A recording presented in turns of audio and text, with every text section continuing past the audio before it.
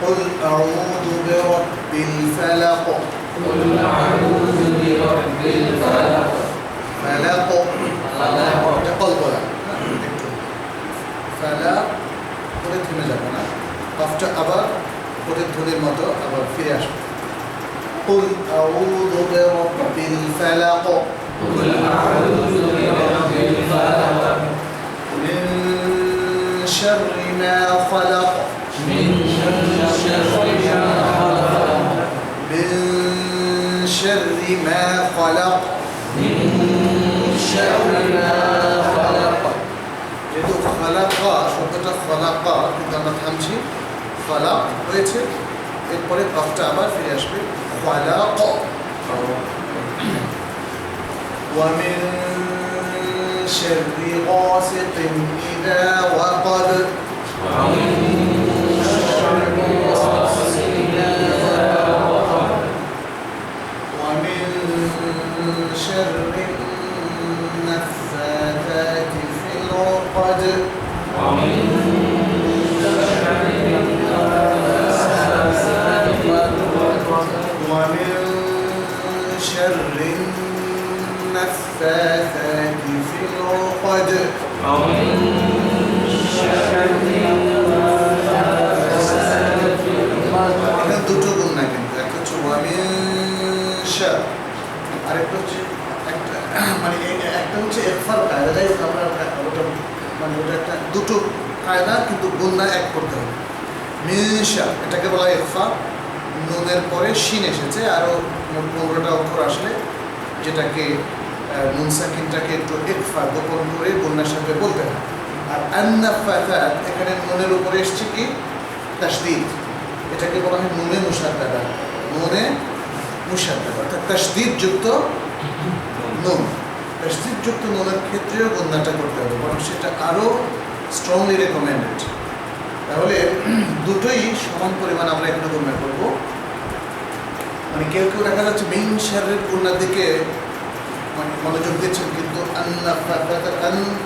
এই এই এই গুণাটা মিস হয়ে যাচ্ছে এই জন্য দেখবেন যে আন্নাফাতা করার সময় মানে কেউ পিছনে পড়ে যাচ্ছে তো এটা আমরা একই সুরে বলার চেষ্টা করি ومن شر النفاثات في العقد ومن شر النفاثات في العقد ومن شر حاسد إذا حسد ومن شر حاسد إذا حسد এটাই আপনাদের এই সফটওয়্যার আছে কিন্তু এটা একটু ভালো করে এই কারিও ভালো শুনে দিতে পারে শুনে বারবার প্র্যাকটিস করুন আচ্ছা কুল মানে কি বল আউযু এর আগেটাও আমরা বলেছিলাম আউযু আমি আশ্রয় চাই শেল্টার চাই হ্যাঁ কিন্তু আমাদের ম্যাক্সিমাম তর্জমা আমি বলেছি লেখা হয়েছে আমি আশ্রয় চাই এটা লেখা আছে কিন্তু আসলে অরিজিনাল তর্জমাটা হবে আমি আশ্রয় নেই I seek refuge I seek shelter এটার পরিবর্তে আই টেক শেল্টার এই তর্জমাটা মোর অ্যাপ্রোপ্রিয়েট আমি আশ্রয় নিচ্ছি চাচ্ছি নয় বরং আমি আশ্রয় নিচ্ছি আউযু রব্বিল ফালাক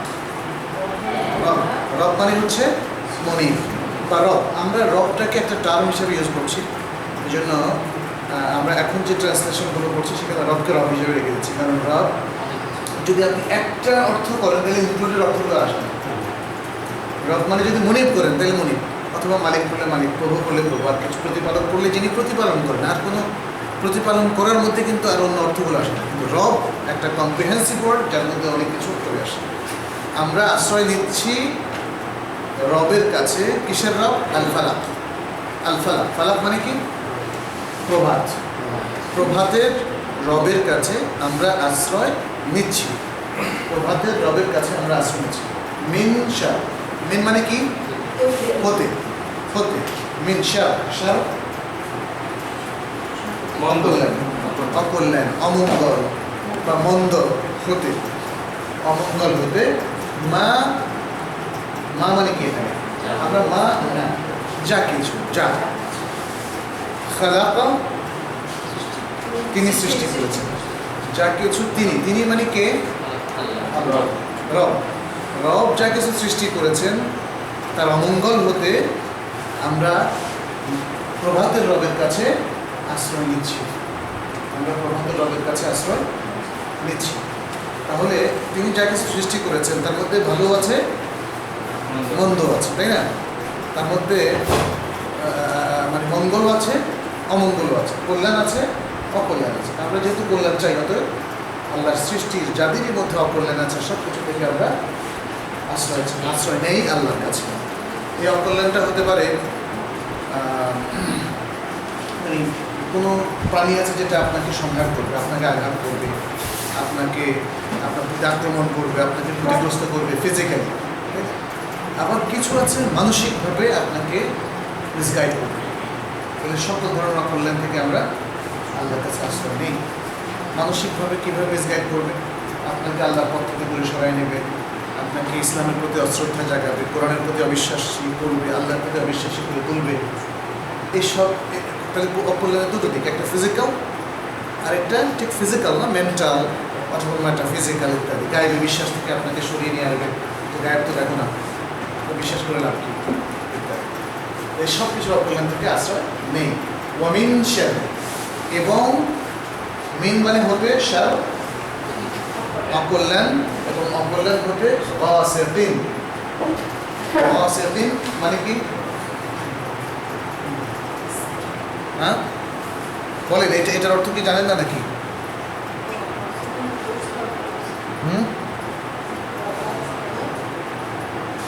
আচ্ছা,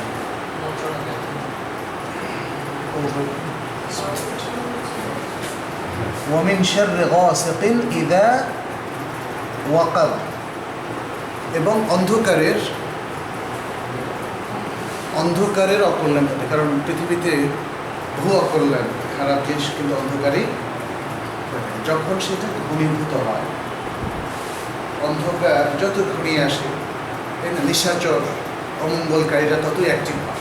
সে হোক মানুষের মধ্য থেকে, অথবা কোনো প্রাণীর মধ্য থেকে, অথবা অন্য কিছুর মধ্য থেকে। গাসিকিন মানে কি? অন্ধকার, অন্ধকারের অকল্যাণ থেকে যখন সেটা খুব গাঢ় হয়, ঘনীভূত হয়।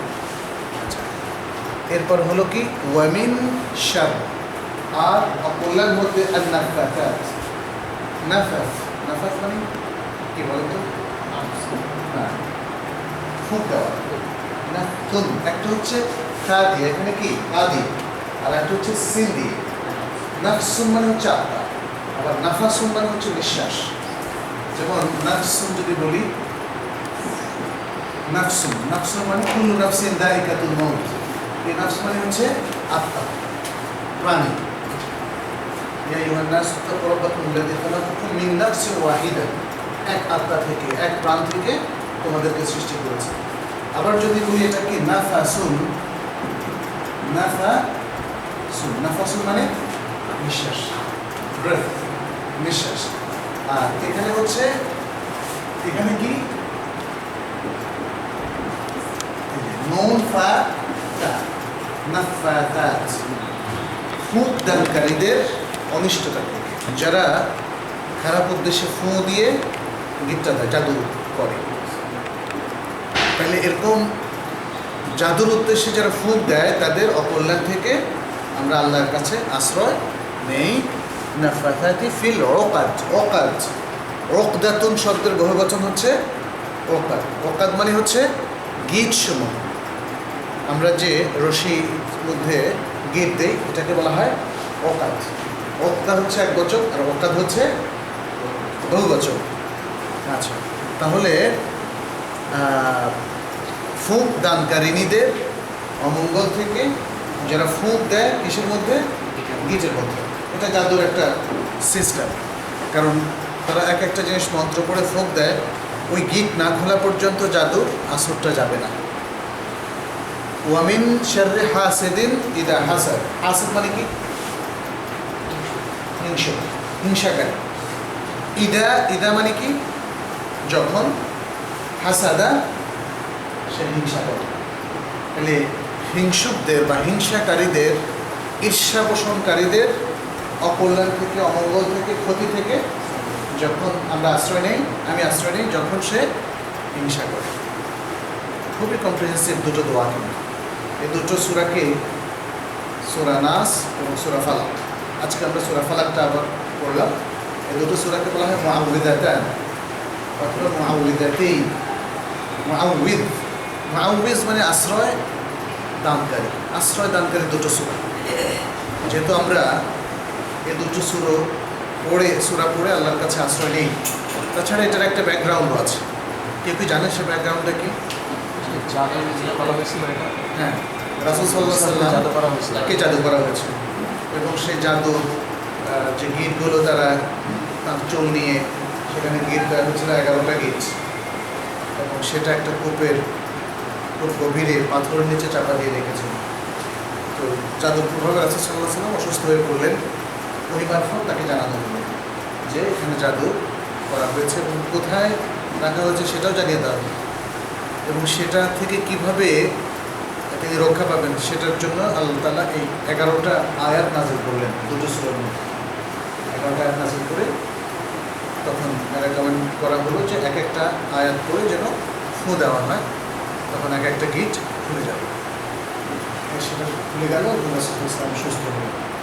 জাদুর নিয়ম হচ্ছে, জাদুর যদি রিকগনাইজ করা যায় কোনো কিছু যে জাদু করা হয়েছে, কোন জায়গায় কোন জিনিসের মধ্যে জাদু করা হয়েছে। সাধারণত কোনো ব্যক্তিকে যদি কেউ দুষ্ট কোনো ব্যক্তি জাদু করে, তাহলে তার ব্যবহৃত কোনো জিনিস সে নেয়, হতে পারে চুল অথবা ব্যবহৃত অন্য কোনো কিছু রশি ইত্যাদি। এগুলোর মধ্যে জাদু করার কোনো নিয়ম হচ্ছে, যদি চিহ্নিত করা যায় তাহলে সেটাকে মানে এই যে মুআউযিযাতান এগুলো পড়ে সেগুলোকে নষ্ট করে ফেলা, পুড়িয়ে ফেলা, তাহলে জাদুর আর থাকবে না। এছাড়া জাদুর আরও চিকিৎসাও আছে। কেউ যদি জাদুর আগে নিজেকে প্রোটেক্ট করতে চান তাহলে সকাল সন্ধ্যার দোয়া, এবং তার মধ্যে অবশ্যই কুল আউযু বিরাব্বিল ফালাক, কুল আউযু বিরাব্বিন নাস আছে। আর জাদু হয়েছে বলে যদি কেউ প্রবলভাবে সন্দেহ পোষণ করেন অথবা প্রমাণ পান, তাহলে তারও কিছু ট্রিটমেন্ট আছে, এবং সেই ট্রিটমেন্টটা শেখ বিন বাজ রাহমাহুল্লাহ সুন্দর একটা ছোট্ট বই লিখেছেন। ওই বইটা আপনি ইসলাম হাউসের মধ্যে আপনারা পাবেন, ছোট্ট বই। যে বইটা আমি অনেক আগে অনুবাদ করেছিলাম 25 বছর আগে, কিন্তু ইসলাম হাউসে দেওয়া হয়েছে। এখান থেকে আপনার ডাউনলোড করে যে কেউ যদি এরকম জাদুগ্রস্ত থাকে, সেটা হচ্ছে জাদু ও জ্যোতিষশাস্ত্রের বিধান এরকম হবে। ছোট্ট আপনি বইয়ের মধ্যে গেলে একটু ব্রাউজ করে খুঁজে নিন, আমার ঠিক এই মুহূর্তে টপিকটা মনে নেই। তবে জাদু সম্পর্কিত অন্তস্থ আকার দর্শকাদ্য যদি আপনি অভ্র থেকে লিখে, লেখক হচ্ছে বিন বাজ, শেখ বিন বাজ, ইসলামস.com আছে। ওখানে তো সার্চ ইঞ্জিন আছে একটা, ওখানে অগ্র থেকে বাংলায় লিখে যদি জাদুটা লেখেন তাহলে এই বইটাও চলে আসবে, আরও কিছু বই তার সাথে এই বইটা চলে আসবে, আর অনুবাদ করেছি আমি। আচ্ছা, তাহলে কি একটু খুব দ্রুত এর অর্থটা বলে ফেলবেন? এই সূরার অর্থটা আমি ভাই একটু চেষ্টা করি, অর্থটা তো ক্লিয়ার হয়ে গেছে, মুখস্থ বলতে পারেন, চেষ্টা করেন, বলো। কুল আউযু বিরাব্বিল ফালাক, যে আইসি। আপনি বাংলায় বলেন, বাংলায় বলেন। দেখতেছিলাম ইংলিশ থেকে তো। নকল ইংলিশে পরীক্ষা হয় কিন্তু আমরা রিফিউজ চাই আল্লাহ তাআলা। আশ্রয় নেই, আমরা আশ্রয় নেই। আশ্রয় সিকের বলেন, আমরা বলছি টেক। হ্যাঁ, আপনি ইংরেজিতেই দেখেন কিন্তু বাংলায় বলেন। আমরা আশ্রয় নেই, আশ্রয় আমি নেই। এখানে আউযু তো আমি আশ্রয় নেই আল্লাহ তাআলা বিরাব্বিল ফালাক। বিরাব্বিল ফালাক। ফালাক মানে কি বলেছি আমরা? প্রভাত, প্রভাতের রবের কাছে। তারপরে মিন শাররি মা খালাক, মিন শাররি মা খালাক। হ্যাঁ, অকল্যাণ হতে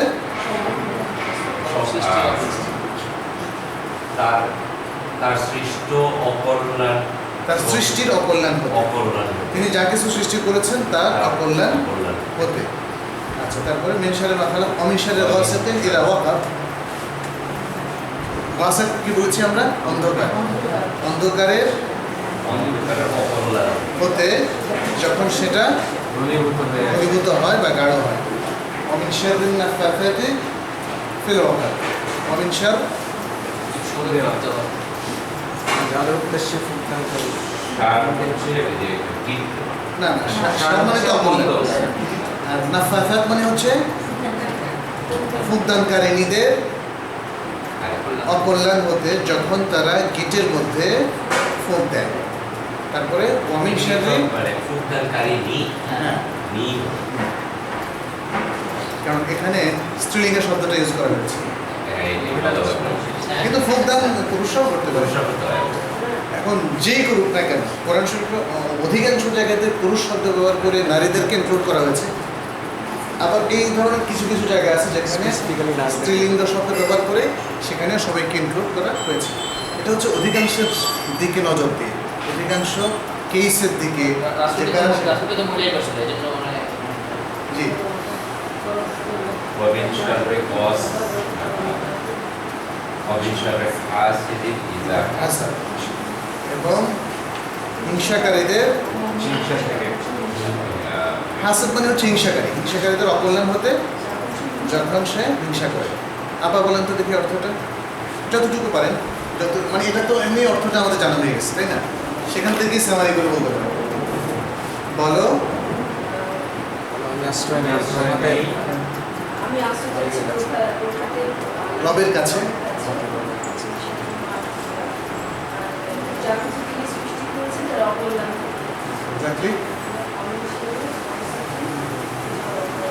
এবং অন্ধকারের এবং অন্ধকারের অকল্যাণ থেকে যখন বা ঘনীভূত হয়ে আসে। জি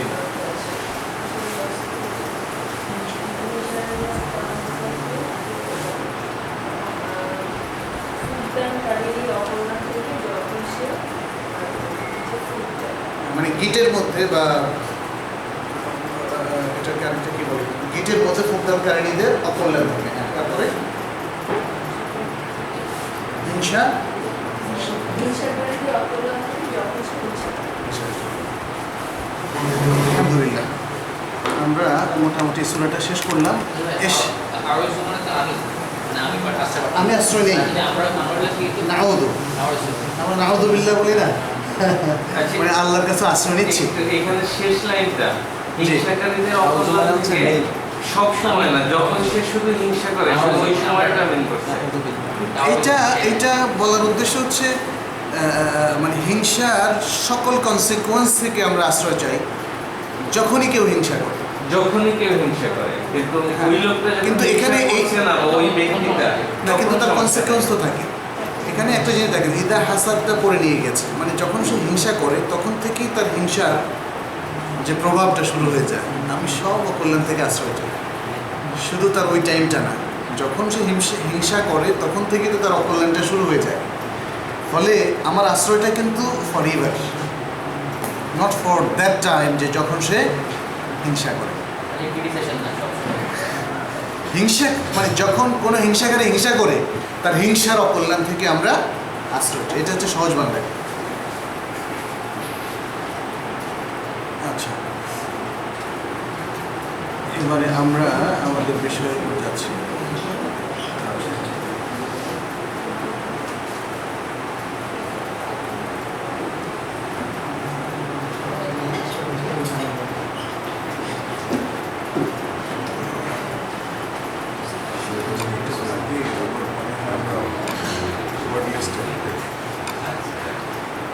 কত নম্বর ওয়ার্ড লিস্ট পর্যন্ত শেষ করেছি আমরা?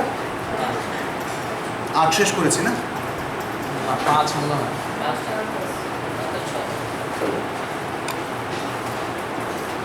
ছয় কি করছি? 6 করেছি বলে মনে হচ্ছে নাকি?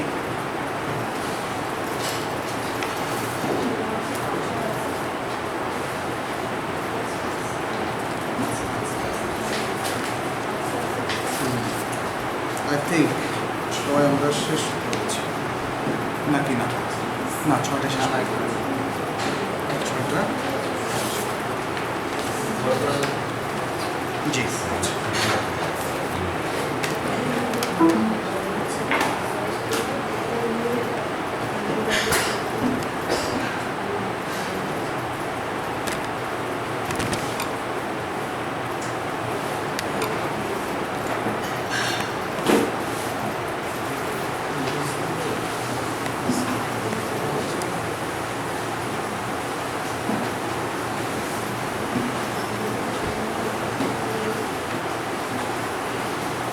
ওয়ার্ড লিস্ট 5 আমরা শেষ করেছি খুব দ্রুত শরীফ ভাই থেকে একটু শুরু করেন প্রথমটা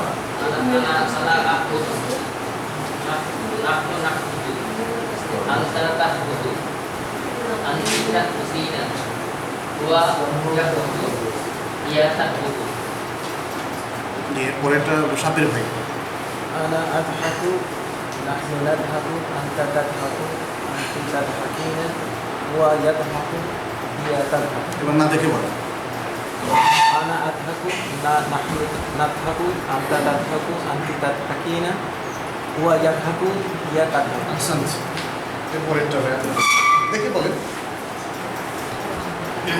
আনা উরাজিউ نحن أنت تراجع أنت تراجعين مراجعين تراجعين يراجع ويرجع يراجع يراجع يراجع هي تراجع تراجع هي تراجع তারপরে আমিন ভাই আপনার দৌড় কান্নার আনা আউম أنا أعوم نحن نعوم أنت تعوم أنت تعومين هو يعوم هو يعوم هو يعوم يعوم and هي تعوم تعوم আপনি কি গত ইয়েতে ছিলেন না আচ্ছা তাহলে আল্লাযী বা'দাহু আপনি এটা বলেন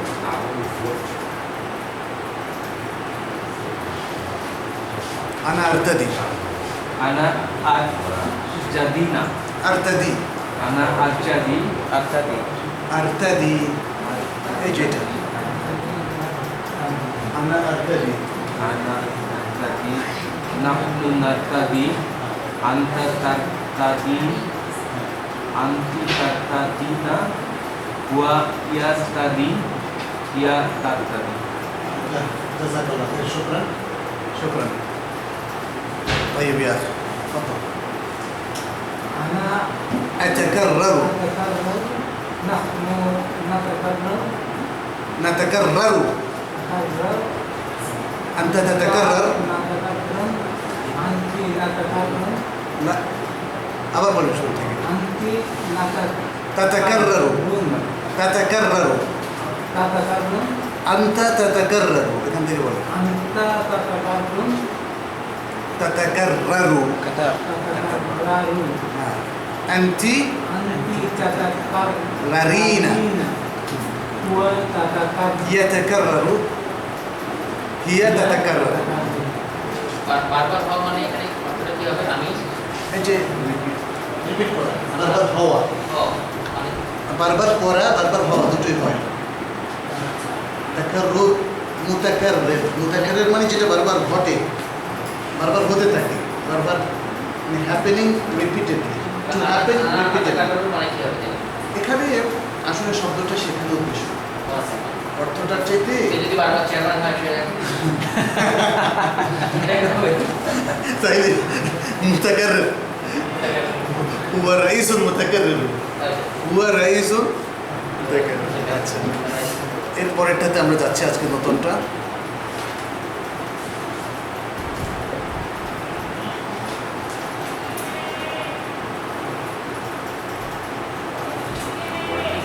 আচ্ছা আমরা যেহেতু অন্যদের থেকে পড়া নেওয়ার আগে আমরা একটু প্র্যাকটিস করে নিই হ্যাঁ আত্তয়রান অথবা আত্তয়রু দুটো আত্তয়রু ও আত্তয়রান মানে হচ্ছে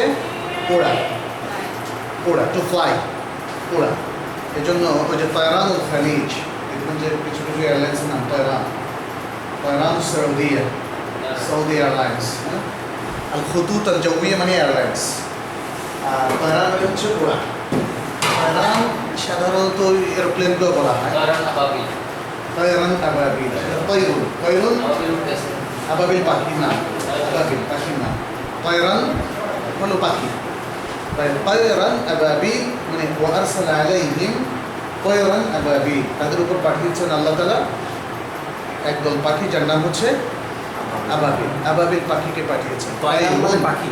হ্যাঁ, তয়রুন, তয়রা, তয়রুন, কারণ উড়ে। পাখিকে পাখি বলা হয় কারণ পাখি ওড়ে। বাংলাতে পাখি মানে ওড়ানা, কিন্তু আরবিতে আমরা বলেছি প্রত্যেকটা শব্দ তার মূল কাজের সাথে মানে তার নাম হয় মূল। এমনকি আল্লাহর ব্যাপারে আল্লাহ শব্দের অর্থটা কি? আল্লাহ শব্দের অর্থটা অনেকে বলেছেন আল ইলাহ। ইলাহ মানে আপনারাই বলেছেন একটু আগে মাহবুদ। মাহবুদ মানে যার ইবাদত করা হয়। তাহলে আল্লাহ হচ্ছেন সেই সত্তা যার ইবাদত করা হয়। তার ক্রিয়েশনের উপরে এটা ফরজ তার ইবাদত করা। আল্লাহ হচ্ছেন রব। রব তার আরেকটা নাম। আল্লাহর একটা নাম হচ্ছে আল্লাহ, আরেকটা নাম হচ্ছে আল ইলাহ, আরেকটা নাম হচ্ছে আর রব, আরেকটা নাম হচ্ছে আর রহমান, আর রাহিম, আল আলিম, আল বাসির। এগুলো সবই আল্লাহর নাম এবং প্রত্যেকটার একটা অর্থ আছে এবং সেই অর্থটা আল্লাহর ক্ষেত্রে প্রযোজ্য হচ্ছে। স্বয়ং আল্লাহর ব্যাপারেও আরবিতে এই জিনিসটা আমরা লক্ষ্য করছি। অর্থাৎ সব কিছু ফারাস, যেমন ফারাস মানে কি? ঘোড়া। ফারাস মানে ঘোড়া।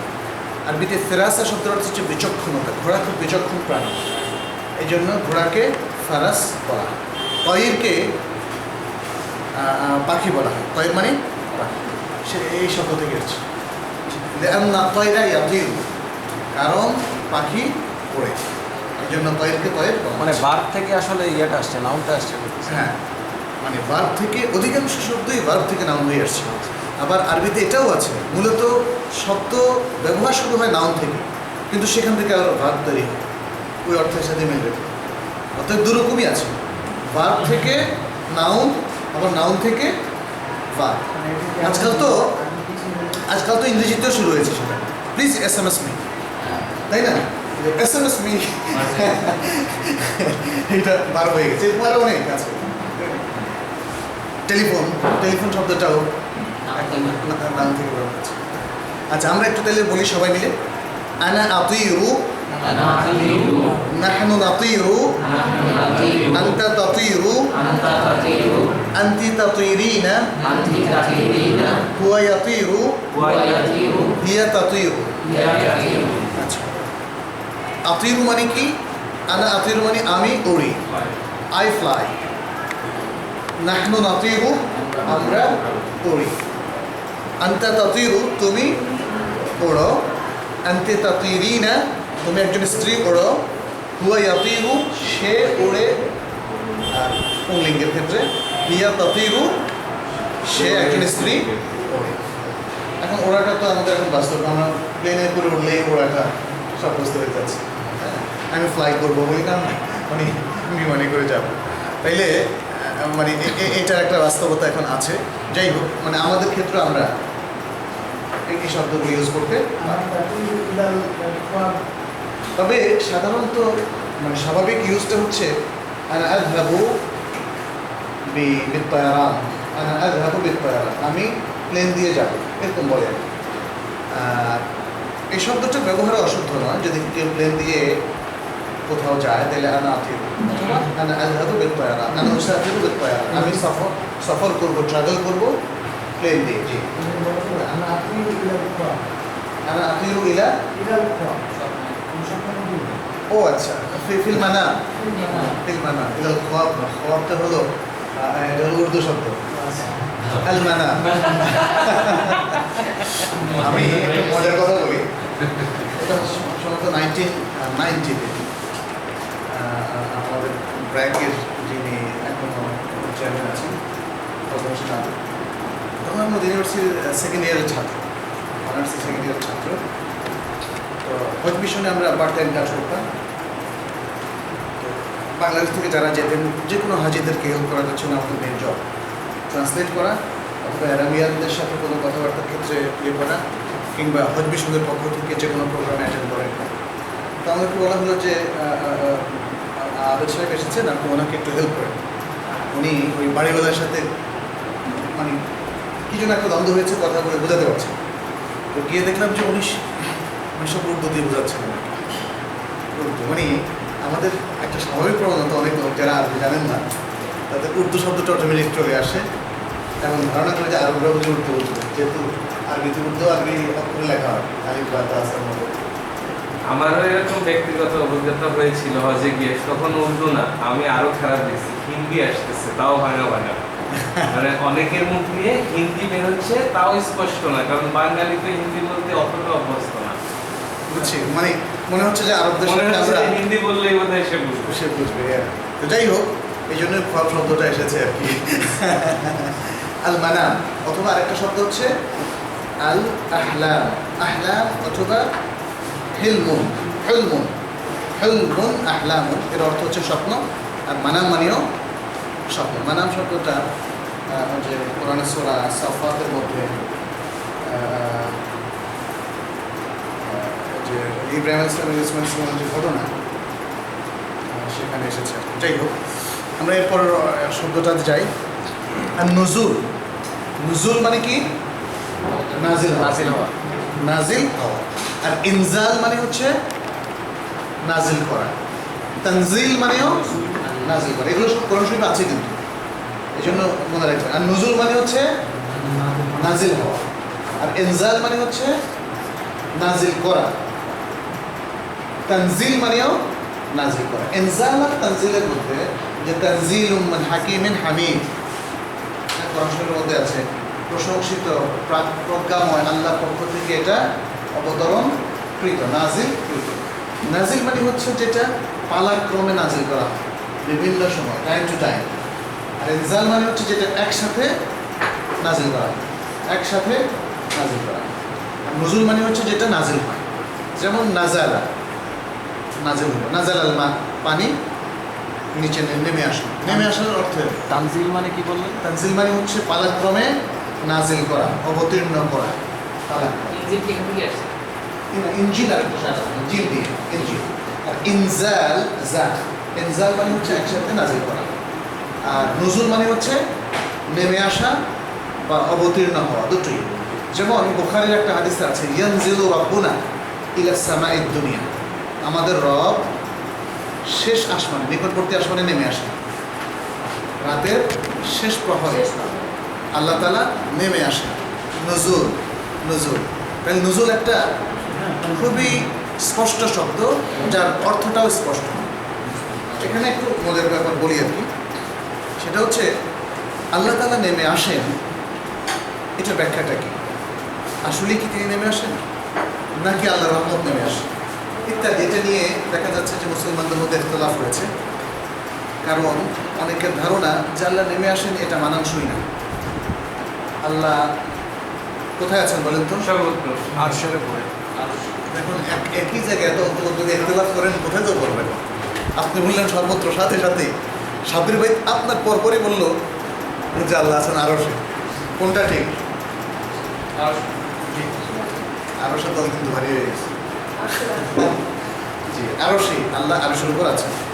কিন্তু কয়েকটা মিসকনসেপশনের কারণে আমাদের এই ধারণাটা রয়েছে আল্লাহ সর্বত্র বিরাজমান এবং আল্লাহ নিরাকার।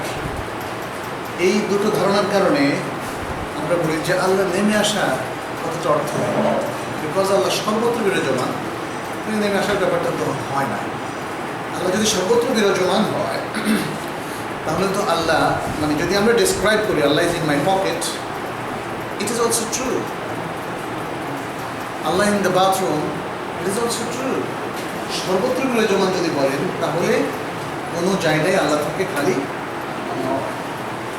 আসলে এরকম কোনো ধারণা ইসলামে নেই, এর পক্ষে কোনো দলিলও নেই। কিছু দলিলকে তারা এভাবে ব্যবহার করছে। এই ধারণাটা মূলত হিন্দু ধর্ম থেকে এসেছে। আল্লাহ সর্বত্র বিরাজমান, এই ধারণাটা এসেছে হিন্দু ধর্ম থেকে।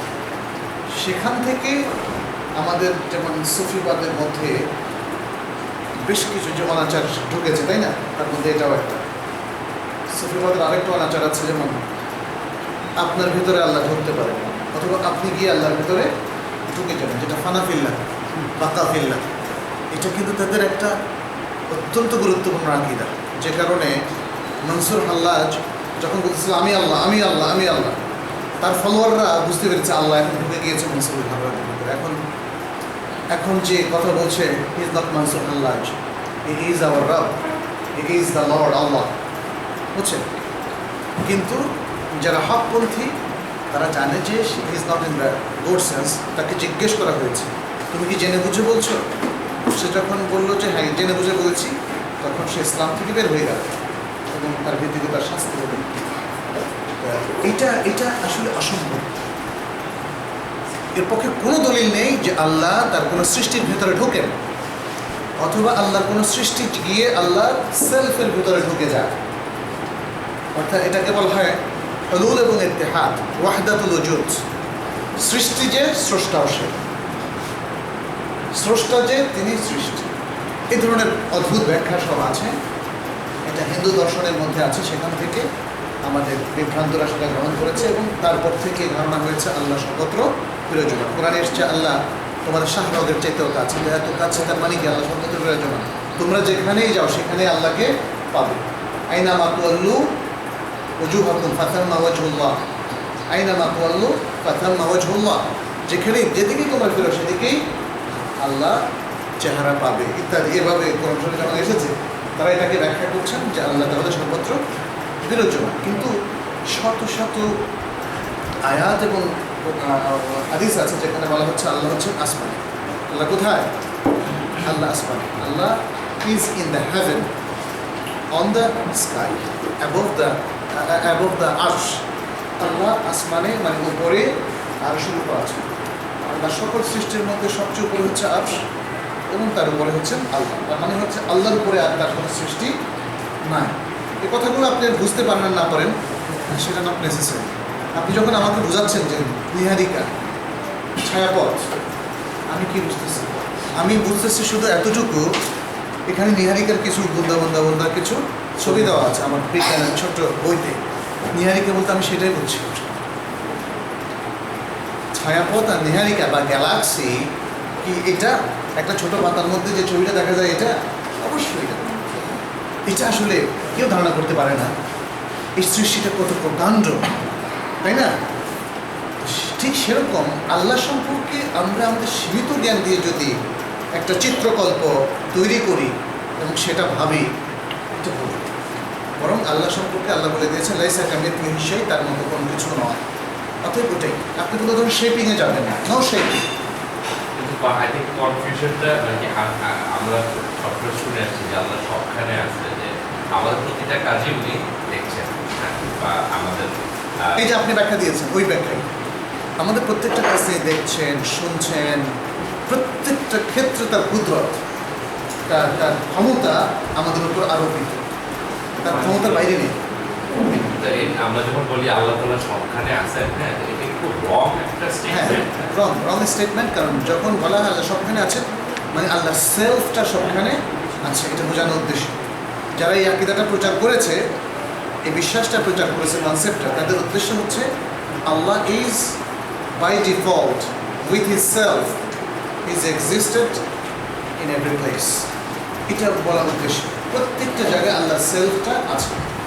কিন্তু আল্লাহর জ্ঞান সর্বত্র আছে, তার দৃষ্টি, তার কুদরত সর্বত্র আছে, এটা ঠিক আছে। হ্যাঁ, এটা তো ঠিক। Physically is not at every place. কিন্তু আপনি যখন বলা হয় আল্লাহ সর্বত্র বিরাজমান, তখন বলা হয় ফিজিক্যাল। আবার যদি বলা হয় আল্লাহর কি কোনো ফিজিক্যাল বডি আছে, তখন বলা হয় আল্লাহ নিরাকাশ। নো, এটা তো নো ফিজিক্যাল বডি। বাট আল্লাহ কোরআনে বলছেন তার হাত আছে, তার আঙ্গুল আছে, তার চোখ আছে, এভরিথিং। মানে এখন এখানে আসলে বিশাল একটা আলোচনা, আমি আলোচনা যেতে যাচ্ছি না। তারপরে সংক্ষেপে বলি এতটুকু যে আল্লাহ যখন তার সেলফের কোনো ডেসক্রিপশন দেন, তখন সেটাকে তার আসল অর্থেই আমাদেরকে বুঝতে হবে। কারণ আল্লাহ বলেনি যে আমি যখন আমার হাতের কথা বলি তখন হাতের মানে হচ্ছে এই, এটা কি বলেছেন? অথবা রাসূল সাল্লাল্লাহু আলাইহি সাল্লামকে ব্যাখ্যা বলেছেন, দেখো আল্লাহর হাত মানে হচ্ছে আল্লাহর কুওয়াত, শক্তি, এটা কি বলেছেন? এটাও বলেনি। সাহাবায়ে কেরাম বলেন ফার্স্ট 3 জেনারেশনের মধ্যে কেউ এটাকে টুইস্ট করেনি, অন্য ব্যাখ্যা জাননি।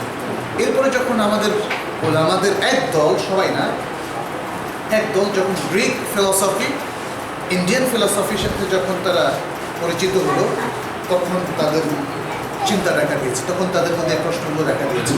এবং দেখা দেওয়ার পরে তারা ব্যাখ্যাগুলো খুঁজতে চেয়েছে সেই দর্শনের আলোকে। ফলে তখন তারা ব্যাখ্যা করা শুরু করেছে যে না, আল্লাহর নামা মানে তিনি নামা নয়, তার রহমত নেমে আসা। আল্লাহর হাত মানে তার হাত নয়, তার শক্তি। আল্লাহর চোখ মানে হচ্ছে তার দৃষ্টি ইত্যাদি। তারপরে তাহলে কেন এটা বলছি? কারণ আল্লাহর আসলে কোনো ফিজিক্যাল বডি নাই, কারণ আল্লাহ এই কারণেই আল্লাহ নিরাকার। আল্লাহর আকার হওয়া সম্ভব না। আল্লাহ ইজ উইদাউট শেপ, এর মানে হচ্ছে আসলে আল্লাহ ইজ উইদাউট সেলফ, তাই না? ইত্যাদি জিনিসগুলো কিন্তু লাজম হয়ে আসে। এটা এটা হচ্ছে দর্শন শাস্ত্র এবং তর্কশাস্ত্র মুসলমানদের মধ্যে এই বিভ্রান্তিটা ঘটিয়েছে। কিন্তু সিম্পলি কোরআন সুন্নাহয় গেলে আমরা দেখবো Allah has a self, Allah has a self. কোনো সেলফ ছাড়া কি কোনো মানে সত্তার অস্তিত্ব থাকতে পারে? আল্লাহর অস্তিত্ব আছে। তারপরে মানে কোরআনে তো এটা একটা বহুল প্রচারিত কনসেপ্ট যে প্রত্যেক মুসলিম জান্নাতে যাওয়ার পরে, শাস্তি ভোগের পরে সে আল্লাহকে দেখবেন। যদি কিছুই না থাকে তাহলে কি দেখবেন আপনি? কোরআনে বলছে ইলা রাব্বিহা নাযিরা, সে তার রবের দিকে তাকিয়ে দেখবে ডিরেক্টলি। কোরআনের শব্দটি স্পষ্ট এসেছে আরো কয়েক জায়গায়, ওয়ালাদাইনা মাজিদ, আমার কাছে আছে আরো বেশি নিয়ামত, যেটা পুরস্কার, যেটা তাকে স্পেশালি দেওয়া হবে কিয়ামতের দিন। মুফাসসিরিনে কেরাম বলেছেন আল্লাহ যখন বলেছেন ওয়ালাদাইনা মাজিদ, এটা হচ্ছে আল্লাহর দিদার অথবা আল্লাহকে দেখার যে মার্সি। কারণ মানুষ তার প্রিয় সত্তাকে দেখবে। Can you imagine? আমরা এখন ভাবতে পারি না, কারণ আসলে আমাদের ভালোবাসা কম, আল্লাহর প্রতি আমাদের ভালোবাসাটা খুবই কম। আল্লাহকে দেখা না দেখা খুবই পথ অনেকের কাছে, আর আল্লাহ যেহেতু নিরাকারী, দেখার অত দরকার কি, এরকম ভাবও দেখলাম অনেকের মধ্যে। কিন্তু আপনার কোনো প্রিয় ব্যক্তি যদি হয়ে থাকে ক্রিকেটার, তার অটোগ্রাফ নেওয়ার জন্য, তাকে দেখার জন্য কি পাগল হয়ে যায় মানুষ। এখানে ছেলে মেয়ে ভেদাভেদও থাকে না, তার গায়ে গিয়ে উপচে পড়ে, আছে না? অশালীনভাবেও এই কাণ্ডগুলো ঘটে। এটা মানুষের প্রবণতা। প্রিয় ব্যক্তির সাথে আমরা তো ধরেন ধারে কাছেও কিছু না, কিন্তু মিডিয়ায় সামান্য একটু হয়তো আমাদের যাতায়াত আছে, কিন্তু বিদেশেও যখন যায় তখন এই ধারণার সাথে আমরা একমত না। তারপরেও দেখে মানুষ মনে করে যে যারা আমাদের অনুষ্ঠান দেখে একটু হাত মেলাতে পারলে কীরকম ধন্য হয়ে যাবে, এরকম একটা ভাব তাদের মধ্যে আছে। এটা আমি উদাহরণস্বরূপ বললাম। তাহলে যারা আল্লাহকে ভালোবাসে, ইমানের একটা মূল কম্পোনেন্ট হচ্ছে ভালোবাসা। আপনি আল্লাহকে বিশ্বাস করবেন intellectually, it is not enough. You should love Allah. You should love by heart Allah. সুতরাং যে আল্লাহকে সত্যি আপনি তো ভালোবাসেন এবং যে আল্লাহ আপনাকে এত মার্সি করেছে এবং তার প্রমাণ আপনি পেয়েছেন, সারা জীবন এই বিশ্বাসের সাথে আপনি ছিলেন, আখিরাতে সে বিশ্বাসের বাস্তবায়ন আপনি দেখবেন, সে প্রতিশ্রুতির বাস্তবায়ন যখন আপনি দেখবেন, তাহলে যিনি এই সব কিছু করেছেন সে আল্লাহর প্রতি আপনার কী আগ্রহ থাকে? তার সাক্ষাৎ লাভের আপনি সবচেয়ে বেশি ধন্য হবেন। মুমিনকে আল্লাহ তাআলা আখিরাতে সবচেয়ে যত বেশি নিয়ামত দেবেন, পুরস্কার দেবেন, রিওয়ার্ড দেবেন, তার মধ্যে শ্রেষ্ঠ পুরস্কার হচ্ছে আল্লাহর দিদার। দিদার মানে এটা একটা ফার্সি শব্দ, তার সাক্ষাৎ লাভ করা, আল্লাহকে দেখা সরাসরি। সুতরাং আল্লাহকে দেখবেন, ইট মিনস যে আল্লাহ হ্যাজ এ সেলফ, এবং এটার সাথে কোরআন সুন্নাহর অরিজিনাল টেক্সটগুলোর মিল আছে। Allah has right, Allah has hands, Allah has eyes, Allah has মানে যেগুলো বলেছে। আবার অতিরিক্ত যেগুলো বলেনি ওগুলো কি আছে না, আমরা সেটা বলি। আল্লাহ তাকে যেভাবে ডেসক্রাইব করেছে কোরআনে, অথবা রাসূল সাল্লাল্লাহু আলাইহি সাল্লাম তাকে যেভাবে ডেসক্রাইব করেছে হাদিসের মধ্যে, তাকে তার অরিজিনাল মিনিংয়ে আমাদেরকে বিশ্বাস করতে, without any further explanation, without giving any shape, কোনো স্পেশাল শেপ না দিয়ে। আল্লাহর আরশটা বলা হয়েছে এই সৃষ্টির মধ্যে সবচেয়ে প্রকাণ্ড সৃষ্টি হচ্ছে আল্লাহর আরশ, তার থেকে ছোট হচ্ছে কুরসি। আয়াতুল কুরসি সবাই তো জানেন না, অর্থ কি পড়েছেন কেউ কখনো? আয়াতুল কুরসির অর্থ তাহলে ওখানে ওয়াসআ কুরসিয়ুহুস সামাওয়াতি, তার কুরসিটা হচ্ছে হাদিসে এসেছে, কুরসিটা হচ্ছে মাউদিউ কাদামাইয়া রব, আল্লাহর ফুট রাখার জায়গা। আরশের পরে বা আমরা চেয়ারের পরে অনেক সময় নিচে পা রাখার জায়গা রাখি, আল্লাহর পা রাখার জায়গাটা হচ্ছে কুরসি। কুরসি কত প্রকাণ্ড সেটা এই আয়াতুল কুরসির মধ্যে বলা হয়েছে, যে ওয়াসআ কুরসিয়ুহুস সামাওয়াতি ওয়াল আরদ, আসমানসমূহ এবং জমিনের চাইতে বড়। কুরসিটা হচ্ছে আসমানসমূহ এবং জমিনের চাইতে বড়, তাহলে আরশ কত বড়। এখন আপনি শেপিং দিবেন না, তাহলে আসমান আর জমিনের চেয়ে বড় হলে তো তাহলে আসমান জমিন তো পুরোটাই পরিস্থিতি ভরে যাবে, তাই না? এই ধরনের এই প্রশ্নগুলো সালাফে সালেহ বলেছেন, এই প্রশ্নগুলো করা যাবে না। আল্লাহ সৃষ্টির অধিকাংশ এখনও আমাদের অজানা, যেগুলো আল্লাহ আমাদের কাছে হাতে ছেড়ে দিয়েছেন, যে মহাশূন্য সহ, তার অধিকাংশ অজানা। আমরা এখন অনেক কিছু জানি না, বুঝি না। অতএব এই সীমিত জ্ঞান দিয়ে আল্লাহর টেক্সটগুলোকে ব্যাখ্যা করাটা এটা জায়েজ না, তবে বিশ্বাস করতে হবে। এছাড়া কোরআনের যে সায়েন্টিফিক জি আল্লাহর আকার কি? আল্লাহর আমরা আল্লাহর আকার নিরাকার আল্লাহ, এটা তো আসলে কুফরি কালাম, এটা কুফরি কালাম। তার মানে হচ্ছে এটা ইট ইজ সো ডেঞ্জারাস। তার মানে আমি একটু আগে বলেছি আল্লাহ নিরাকার অর্থ হচ্ছে Allah is a one without self, without anything. এটা বোঝানো আল্লাহ না, এক্স্যাক্টলি। আল্লাহ নিরাকার বলার অর্থ হচ্ছে আল্লাহ নাই, আল্লাহ নামে কিছু নাই। এটা এক ধরনের নাস্তিকতার দিকে নিয়ে যায়। বাট মানুষ এতটাই কনফাইন্ড ট্র্যাডিশনাল চিন্তাভাবনার ক্ষেত্রে, সে বুঝতেই পারছে না সে কি বলছে।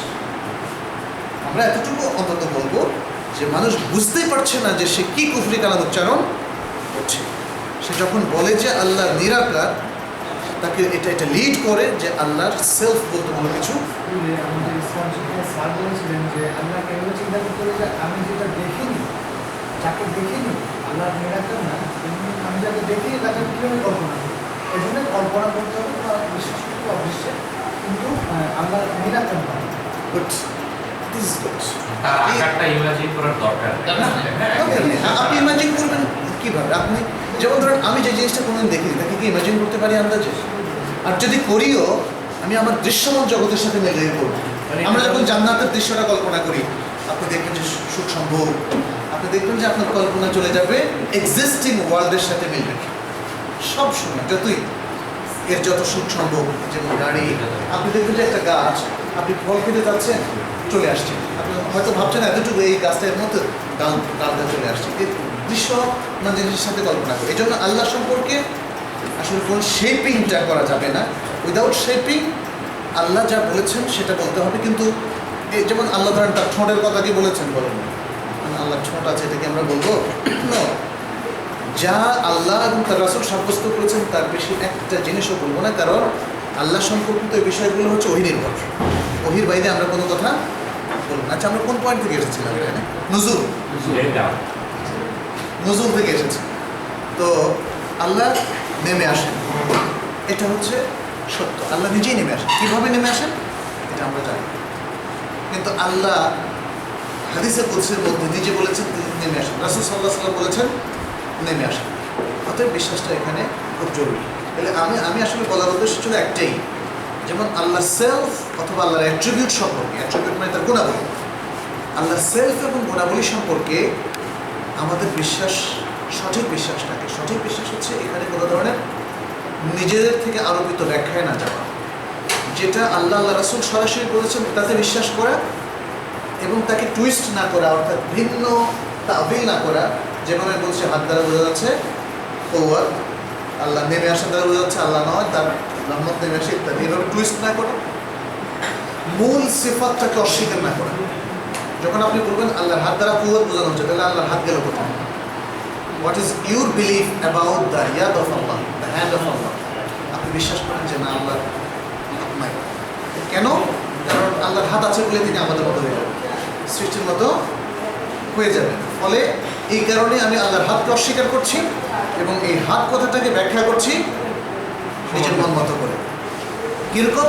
আমার মতে যেটা সম্ভব আমি সে অর্থ করছি। খেয়াল করেন, এই জন্যই মুসলমানদের মধ্যে যারা বিভ্রান্ত তাদের ব্যাখ্যা এক একজনের এক এক।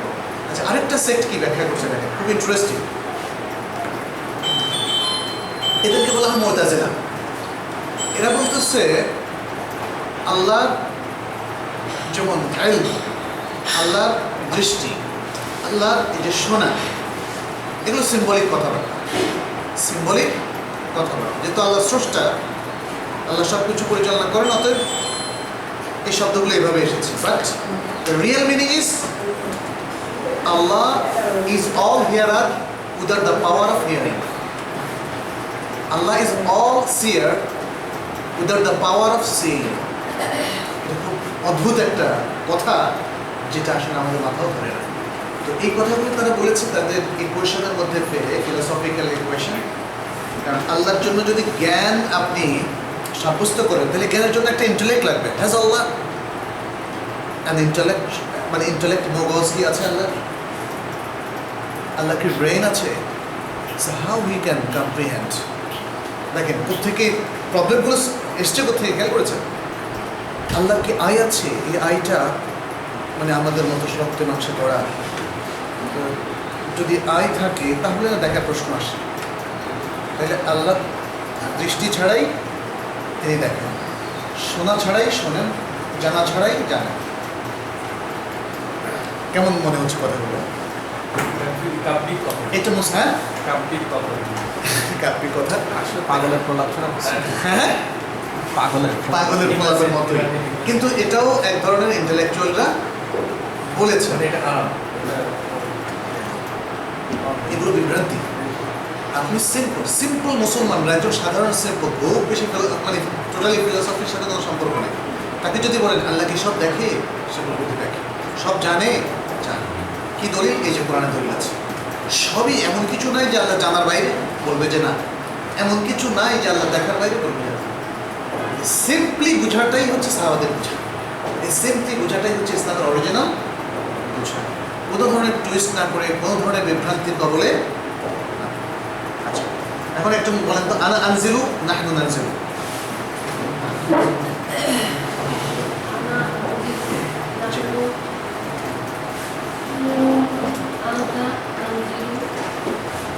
আনতা তানজিলু। জি, أنت تنزيل تنزيل হুয়া هو ينزل হিয়া ينزل তানজিল। আনা আগসিলু। আচ্ছা, এরপরে আপনি বলেন। আনা আগসিলু। আমি একটু আগে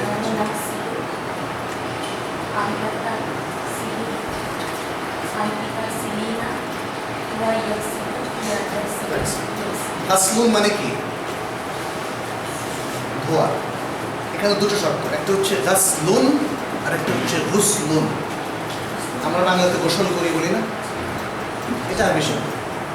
গুসলুন যদি পেশ দিয়ে বলেন বা দম্মা দিয়ে গুসলুন, তাহলে হলো গোসল করা। ঠিক বা না, সেটা গুসলুন। আর এটা আমি বলেছি গুসলুন। এটা হলো গাইন সিন লাম। গুসলুন, আরেকটা হচ্ছে গাসলুন। আর যেটা আপনি গুসলুনের কথা বলছেন, সেটা গাইন সোয়াদ নুন, সেটা হচ্ছে ব্রাঞ্চ, গাছের ডাল। গুসলুন। গুসলুন মানে কি? গোসল করা, টু টেক বাথ, গোসল করা। গাসলুন এখানে যেটা আছে, ওয়াশ করা, ধোয়া। গাসলুন ধোয়া। সুতরাং জি, বুস নাওয়াইতুন বুসলা। আচ্ছা, যাই হোক, এখানে তো আপনি অন্যদিকে নিয়ে গেছেন। গোসলের নিয়ত, নিয়তটা অন্তরে। এই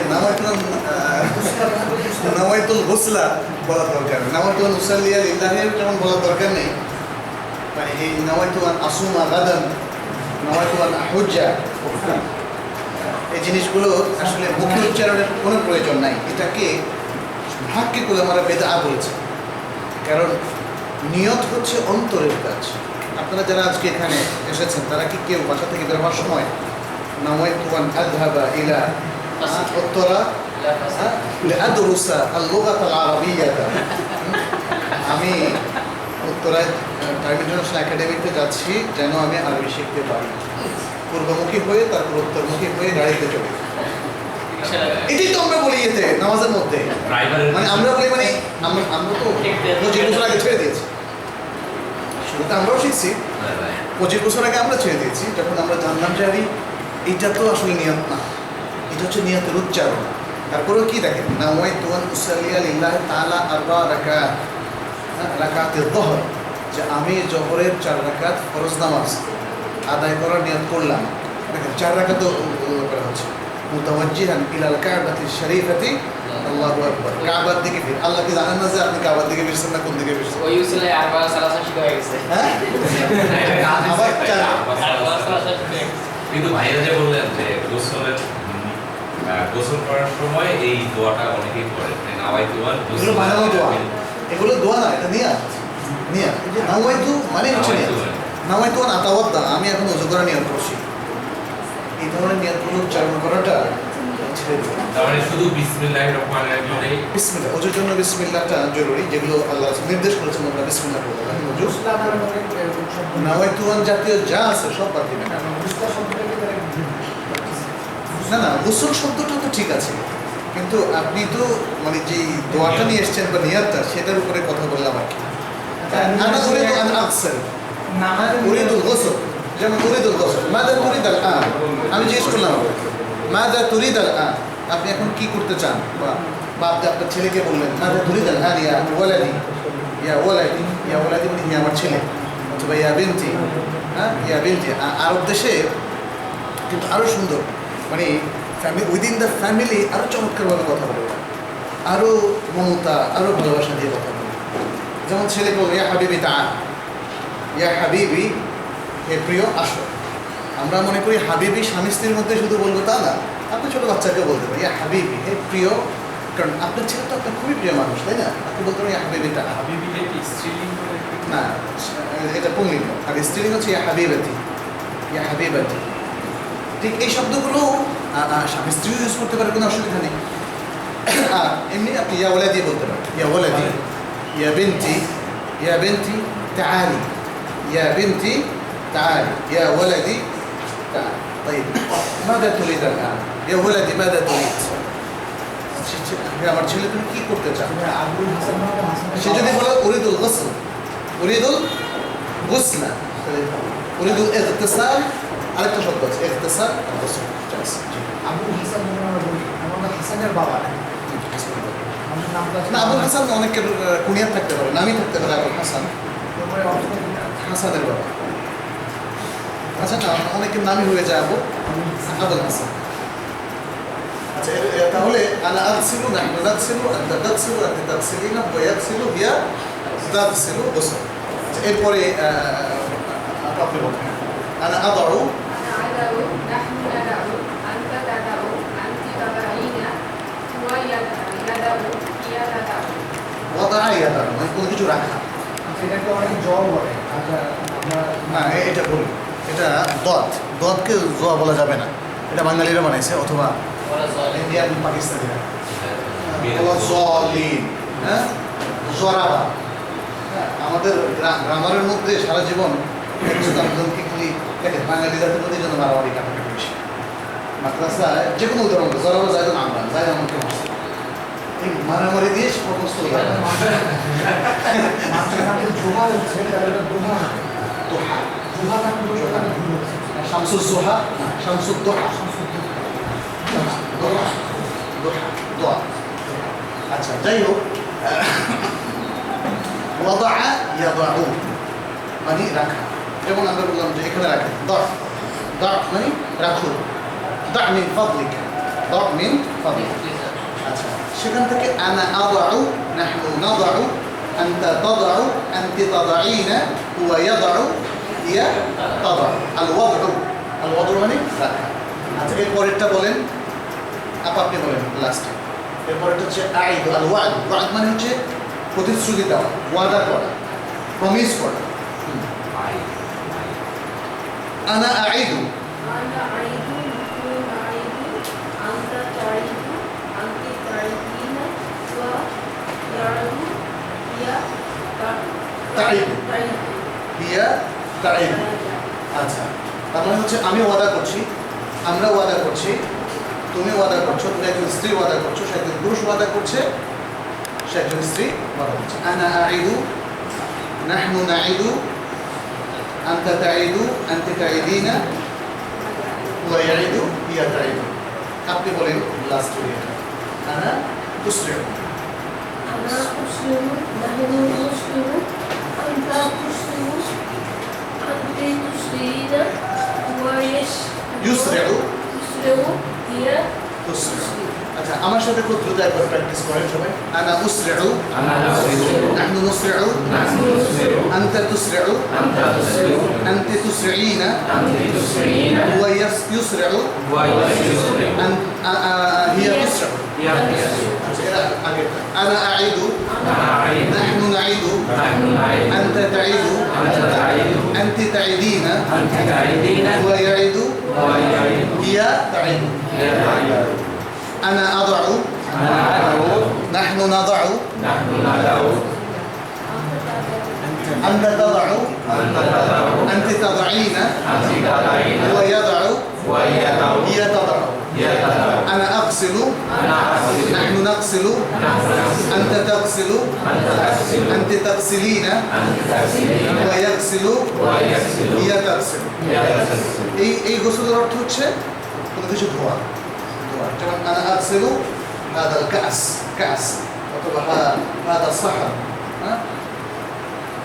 هذا الطست আচ্ছা এরপরে কি আছে أنا أنزل نحن ننزل أنت تنزل أنت تنزلين هو ينزل هي تنزل أنا أطير نحن نطير أنت تطير